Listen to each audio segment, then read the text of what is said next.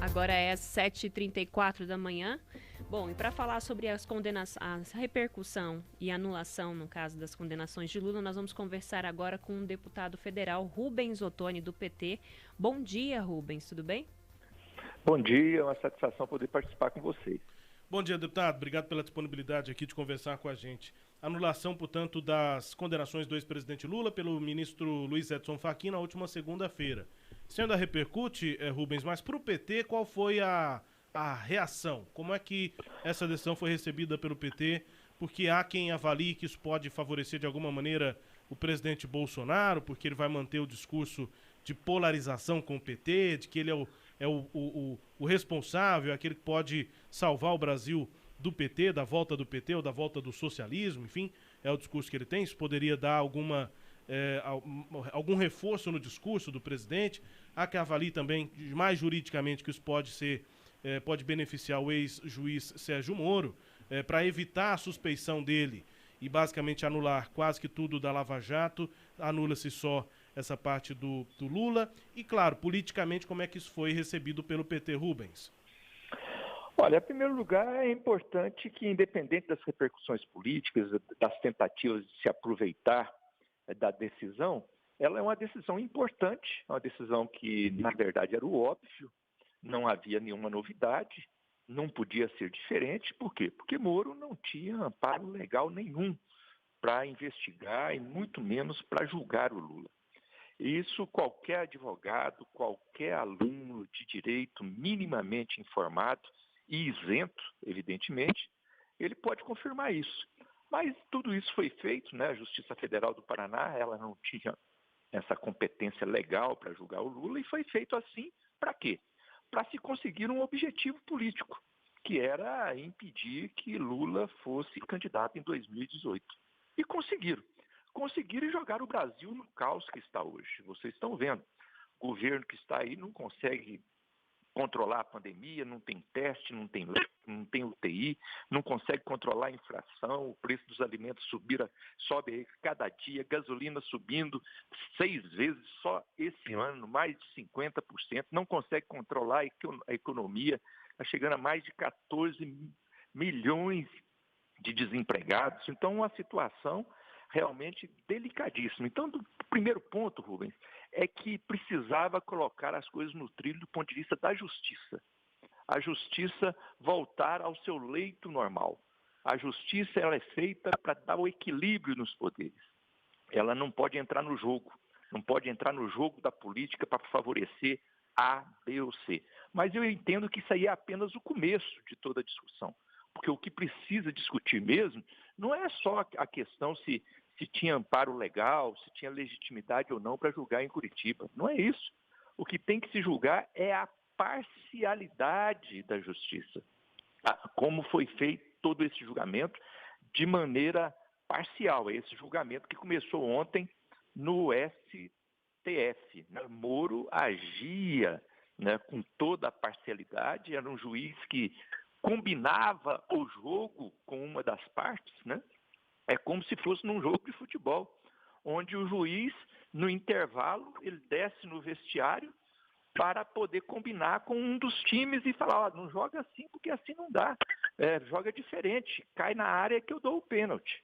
É assim que se fazia as conversas, está aí amplamente divulgado, para quem quiser ver, conversas autorizadas pela Justiça, disponíveis para quem quiser acompanhar, é a conversa de Moro combinando com os procuradores contra aquele que estava sendo acusado.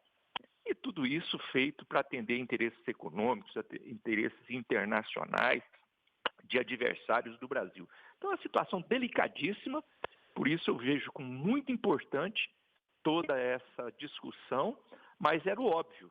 Não tem nenhuma novidade para nós. Agora, do ponto de vista político, nós vamos com muita maturidade, com muito equilíbrio, com muita responsabilidade, trabalhar como nós sempre trabalhamos, para buscar o melhor para o nosso país. Cileide Alves. Deputado, internamente, o PT, obviamente, está discutindo a repercussão que essa medida traz, Porque até anteontem o presidente Lula estava inelegível, a partir de ontem ele tornou-se elegível. A par desta questão jurídica, Como é que o PT está reagindo aí a essa nova realidade? Olha, Cileide, isso de qualquer maneira, nós estamos vivendo um momento muito delicado no país. Hoje, nós estamos centrados numa coisa fundamental, que é enfrentar essa conjuntura de crise que foi construída. Porque é verdade que tem a crise da pandemia. A crise da pandemia está no mundo inteiro. Mas aqui no Brasil é mais grave, porque a incapacidade, a incompetência, o descaso, a omissão do governo federal no combate à pandemia jogou o Brasil numa crise econômica e com onde o governo também, de maneira equivocada, traz remédios que só prejudicam a nossa economia. Então nós estamos focados, o PT está focado hoje, em poder dar contribuição para salvar vidas. E salvar vidas hoje é garantir vacina, é garantir auxílio emergencial, porque vacina e auxílio emergencial salva vidas e salva a nossa economia também. Porque nenhuma economia vai recuperar se não tiver vacina, se não tiver auxílio emergencial nesse momento. Então nós estamos focados nisso. Agora, evidentemente que uma decisão como essa, de liberação do Lula, dando os direitos políticos para ele, é um reforço muito grande para o PT. O PT que já se sentia fortalecido, porque tem um nome competitivo para a eleição de 2022, que é o Fernando Haddad, que foi o nosso candidato em 2018. Em 2018 já fez bonito, mesmo fazendo uma campanha só com 21 dias, com fake news, com todos aqueles problemas que aconteceram, com Lula preso, com Lula sem poder fazer parte da campanha, fez bonito, foi para o segundo turno, quase ganhou a eleição. Agora o Fernando Haddad é muito mais conhecido e tem o amparo do Lula para coordenar a campanha, para andar o Brasil inteiro. Agora, com o reforço do Lula, com o Lula podendo também ser candidato, é claro que o time do PT ele se fortalece, isso anima a toda a militância e dá condição de um diálogo mais amplo na sociedade com outros partidos na construção de uma alternativa para esse governo que está aí, que não disse para que veio, pelo contrário, está mostrando que veio para destruir tudo aquilo que foi feito ao longo do tempo. Deputado, é fato concreto, Lula será o candidato ou existe a possibilidade de ele não liderar a chapa? Não, essa discussão ainda ela está por fazer, né? Nós temos equilíbrio, maturidade para saber na hora certa fazer a escolha e fazer as definições. E fazer uma definição dialogando com os nossos aliados, tentando formar uma frente mais ampla para podermos não apenas disputar as eleições, mas disputarmos e ganharmos as eleições para mudar o rumo do país. Nós precisamos colocar o Brasil novamente naquele caminho de desenvolvimento econômico, desenvolvimento social, para melhorar a qualidade de vida da nossa população. Nós vivemos um momento, né, Cileide, onde nós chegamos a ser a sexta economia do mundo. Aí, com esse descaso todo, com toda essa incompetência, nós caímos para décimo segundo, e os indicadores apontam que nós podemos chegar no final desse ano como da 14ª economia do mundo. Um desastre total. Então nós precisamos ter muita responsabilidade. O PT vai dialogar com as outras forças políticas na busca do melhor encaminhamento. Isso é definição para o próximo ano, final desse ano e em fevereiro do ano que vem. Até porque podemos ter até mudanças na legislação, que influencia nas chapas proporcionais e tudo isso. Agora, o foco nosso hoje é o Lula volta para o centro político, para a discussão política do país, mas também para ajudar o país a sair da crise, para apontar soluções, porque o governo está perdido. O governo não tem solução para a crise da pandemia, não tem solução para a crise da economia, não tem solução para a crise política que ele mesmo se meteu. Então nós precisamos dar rumo para o país. E o Lula, com toda certeza, ele tendo os seus direitos políticos liberados e tendo essa possibilidade de participação maior, vai contribuir muito com a sua experiência e com a sua competência. Deputado, falando em crise sanitária, a Câmara dos Deputados aprovou nessa madrugada a PEC emergencial que restabelece aí a ajuda emergencial para a população que necessita desse socorro. Como que ficou a proposta aprovada? É a mesmíssima que já havia sido votada pelo Senado?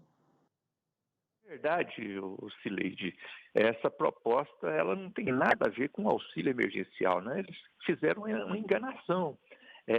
PEC emergencial, aí confunde com auxílio emergencial e dá a impressão que está votando o auxílio emergencial, uma forma de tentar passar o pacote de maldades do governo federal. Essa PEC não é emergencial, ela é de 2019. E essa PEC ela veio, não tinha nem pandemia na época, e essa PEC na época veio para fazer ajuste fiscal, a visão equivocada do remédio do Guedes para a economia, que ele fazia ajuste fiscal ao invés de fazer investimento público para gerar emprego e gerar renda. E isso que eles fizeram. E tanto é verdade que eles tiveram que aprovar de madrugada. Você acha que se fosse notícia boa, ia ser aprovado de madrugada? Ia ser aprovado no horário dos telejornais. Eles aprovaram de madrugada para fugir do constrangimento de mostrar aquilo que eles estavam fazendo, ajuste fiscal, penalizar mais ainda os municípios, penalizar mais ainda os estados, tirar recursos da saúde, tirar recursos da educação, tirar recursos dos fundos já comprometidos, e isso é um equívoco do ponto de vista da economia. Agora, o auxílio emergencial, esse sim, ele é importante. E o auxílio emergencial não depende de PEC, auxílio emergencial não é na Constituição. O auxílio emergencial, o nome já diz, é emergencial, então ele faz através de medida provisória, aliás, como foi feito ano passado. Então, nessa PEC de auxílio emergencial, só diz uma coisa, que não pode gastar mais do que 44 bilhões. É exatamente o contrário. A PEC freia a possibilidade de fazer auxílio emergencial, porque diz que só pode fazer auxílio emergencial até 44 bilhões.